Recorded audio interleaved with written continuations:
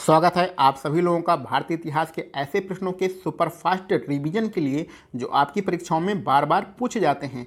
पिछले लेक्चर में हम लोगों ने अपने प्रश्नों को जहां पर छोड़ा था, चलिए उसी के आगे हम लोग स्टार्ट करते हैं।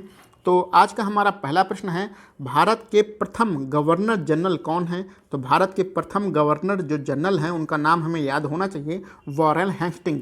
हजारों बार आपके पेपर में पूछा जा चुका है। भारत के प्रथम गवर्नर जनरल वॉरेन हेस्टिंग। आगे बढ़ते हैं।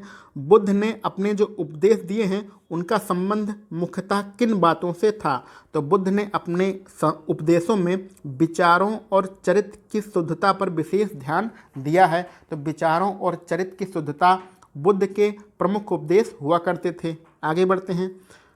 किस मुगल सम्राट ने मराठों को उमरा वर्ग में सम्मिलित किया था? तो मराठों को उमरा वर्ग में सम्मिलित किसने किया था? औरंगजेब ने किया था। इस चीज़ को आप याद रखिएगा। आगे बढ़ते हैं।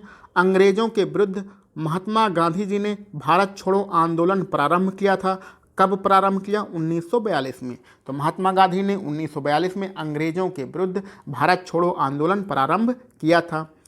तीसरा पानीपत युद्ध मराठों और किसके बीच हुआ था? तो तीसरा पानीपत युद्ध मराठों और किसके बीच में? अफगानों के बीच में हुआ था। इस चीज़ को आप लोगों ने पानीपत मूवी में, जो अर्जुन कपूर की मूवी थी, उसको बहुत अच्छी तरीके से देखा होगा। अगर वो मूवी आप लोगों ने नहीं देखी है तो उसको जाके देख लीजिए। इतिहास का बहुत ज़्यादा ज्ञान मिलेगा कि पानीपत का तृतीय युद्ध अफगान और मराठों के बीच में हुआ था। चलिए आगे बढ़ते हैं। अकबर ने राजपूतों की मित्रता और सहयोग क्यों मांगा था? तो अकबर ने राजपूतों के साथ मित्रता और सहयोग की संधि की थी। क्यों की थी? मुगल साम्राज्य की नींव को मजबूत करने के लिए। कि मुगल साम्राज्य को मजबूत करने के लिए अकबर ने राजपूतों के साथ मित्रता और सहयोग की संधि किया था। आगे बढ़ते हैं। किस चोल शासक ने, किस चोल राजा ने सिलोन, सिलोन का नाम है श्रीलंका, श्रीलंका का पुराना क्या नाम है भैया? श्रीलंका का पुराना नाम है सिलोन।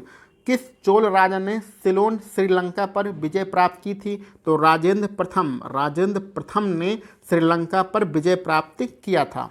ठीक है, चलिए आगे बढ़ते हैं। दक्षिण अफ्रीका से लौटने के बाद महात्मा गांधी ने अपना प्रथम सत्याग्रह कहाँ पर किया था? तो दक्षिण अफ्रीका से लौटने के बाद महात्मा गांधी ने अपना सबसे पहला जो सत्याग्रह था 1917 में चंपारण में किया था। इस चीज़ को आप ध्यान में रखिएगा। चंपारण 1917 में महात्मा गांधी ने अपना सबसे पहला सत्याग्रह किया था। फ्रांस की क्रांति कब हुई थी? तो फ्रांस की जो क्रांति हुई थी वो 1789 में हुई थी। तो 1789 में फ्रांस की क्रांति हुई थी। इस डेट को आप याद रखना है। कार्ल मार्क्स कौन थे? तो कार्ल मार्क्स जो हैं जर्मनी के नागरिक थे और ये एक प्रसिद्ध विचारक और चिंतक हैं।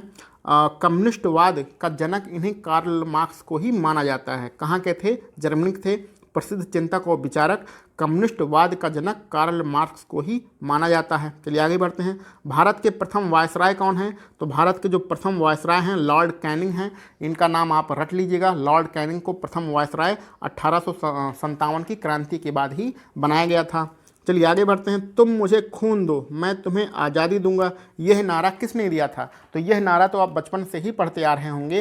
तुम मुझे खून दो, मैं तुम्हें आज़ादी दूंगा, सुभाष चंद्र बोस। ठीक है। और करो और मरो का नारा किसने दिया? महात्मा गांधी। सुभाष चंद्र बोस जी का जन्म कब हुआ था? सुभाष चंद्र बोस जी का जन्म 1897 में हुआ था। इसको आप रट लीजिएगा। अमृतसर में जलियांवाला बाग हत्याकांड की घटना कब हुई थी? तो अमृतसर में जलियांवाला बाग हत्याकांड की जो घटना हुई थी वो 1919 में हुई थी। 1919 में बहुत सारे काम हुए थे। रोलट एक्ट भी यहीं पर आया था, 1919 में ही आया था। आगे बढ़ते हैं। नैनार किससे संबंधित हैं? तो नैनार साउथ इंडिया से संबंधित हैं, यानी दक्षिण भारत से संबंधित हैं। और ये शैव अथवा शिव, शैव मतलब होता है भगवान शंकर, शिव का मतलब भी भगवान शंकर होता है, उनकी पूजा करते थे। तो शैव संप्रदाय से संबंधित कौन है? नैनार हैं। ये दक्षिण भारत में पाए जाते हैं। आगे बढ़ते हैं। उस सूफी संत का नाम बताइए जो मुगल सम्राट अकबर के शासनकाल में रहता था। तो मुगल सम्राट अकबर के शासनकाल में शेख सलीम चिश्ती रहते थे, यानी शेख सलीम चिश्ती और अकबर एक ही समय में रहते थे। इन्हीं शेख सलीम चिश्ती के नाम पर, इसमें जो नाम है सलीम, उसी नाम पर अकबर ने अपने बेटे का नाम सलीम रखा था। चलिए आगे बढ़ते हैं।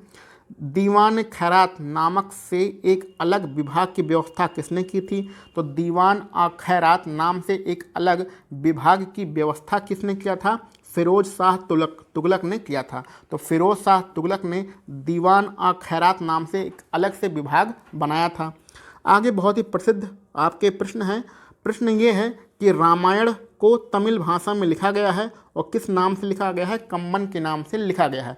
तो रामायण जो भगवान रामचरित्र का जीवन परिचय है उसको तमिल भाषा में कम्बन के नाम से लिखा गया है। और किसके दरबार में लिखा गया था? उस समय के प्रसिद्ध दक्षिण भारत के राजा कुलोत्तुंग तृतीय।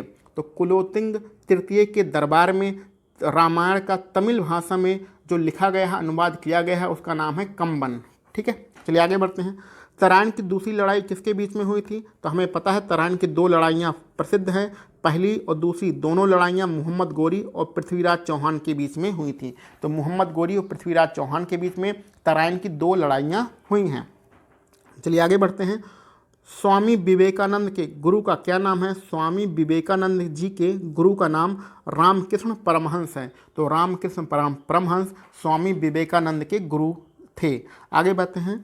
बौद्ध धर्म किससे संबंधित है? तो बौद्ध धर्म अनीश्वरवाद से संबंधित है। अनीश्वरवाद के बारे में किसमें बताया गया है? अनीश्वरवाद के बारे में बौद्ध धर्म में ही बताया गया है। आगे बढ़ते हैं। भारत और पाकिस्तान का विभाजन कैसे हुआ था? तो भारत और पाकिस्तान का विभाजन 14 अगस्त 1947 वाली रात में माउंट बेटन योजना के आधार पर किया गया था। तो माउंट बेटन योजना के आधार पर भारत और पाकिस्तान का विभाजन हुआ था। आगे बढ़ते हैं। मठ, मंदिर और स्तूप किससे संबंधित है? तो ये सारे बौद्ध धर्म से संबंधित हैं। मठ, मंदिर और स्तूप बौद्ध धर्म से संबंधित हैं। प्रथम स्वतंत्रता संग्राम कब हुआ था? तो ये क्वेश्चन तो बचपन से पढ़ते आ रहे हैं, रटा होगा। प्रथम स्वतंत्रता संग्राम 1857 में हुआ था। चलिए आप लोगों के लिए बहुत ही इंपॉर्टेंट प्रश्न है अगला। शहीद भगत सिंह, सुखदेव और राजगुरु को फांसी कब दी गई थी? तो शहीद भगत सिंह, राजगुरु और सुखदेव जी को फांसी लाहौर की जेल में मार्च 1931 को दिया गया था। यहाँ पर डेट आप याद रखिएगा, 23 मार्च 1931 को इन 3 लोगों को फांसी दी गई थी लाहौर की जेल में। आगे बढ़ते हैं। महाराष्ट्र के किस समाज सुधारक ने प्रार्थना समाज की स्थापना किया था? तो यहाँ पर इसका आंसर नहीं लिखा गया है। इसका आंसर आप कमेंट बॉक्स में लिखिएगा कि महाराष्ट्र में एक प्रमुख संस्था की स्थापना की गई थी। उस संस्था का क्या नाम था? प्रार्थना समाज। और इसकी स्थापना किसने किया था उसका नाम आप कमेंट बॉक्स में बताइएगा। चलिए आगे बढ़ते हैं। अंग्रेजी शासनकाल में विलय नीति किसने अपनाई थी? तो अंग्रेजी शासनकाल में विलय नीति लॉर्ड डलहौजी ने अपनाई थी। इस चीज़ को याद रखिएगा। विलय नीति को लागू करने वाला जो वायसराय था या गवर्नर जनरल था उसका क्या नाम था? लॉर्ड डलहौजी था, क्योंकि उस समय वायसराय नहीं हुआ करते थे, उस समय गवर्नर जनरल हुआ करते थे। तो लॉर्ड डलहौजी ने विलय नीति को अपनाया था। आगे बढ़ते हैं। महात्मा गांधी के यहाँ पर लिखा गया है कि महात्मा गांधी ने किस आंदोलन के साथ भारतीय राजनीति में पदार्पण किया? तो महात्मा गांधी ने 1915 में दक्षिण अफ्रीका से लौटने के बाद चंपारण सत्याग्रह के साथ भारतीय राजनीति में पदार्पण किया था। यानी भारतीय राजनीति की शुरुआत की थी चंपारण सत्याग्रह। और ये चंपारण सत्याग्रह कब हुआ था? 1917 में हुआ था। ये लौट के कब आए थे? 1915 में आए थे। कहाँ से लौट के आए थे? दक्षिण अफ्रीका से लौट कर आए थे। ठीक है, तो आज के लिए हम लोग बस इतने ही प्रश्न रखते हैं। ये सारे बहुत ही ज़्यादा इंपॉर्टेंट प्रश्न हैं। वीडियो को 1-2 बार देख के सारे प्रश्नों को रट लीजिएगा। इन्हीं में से कोई ना कोई प्रश्न आपको आपकी परीक्षा में मिल जाएगा।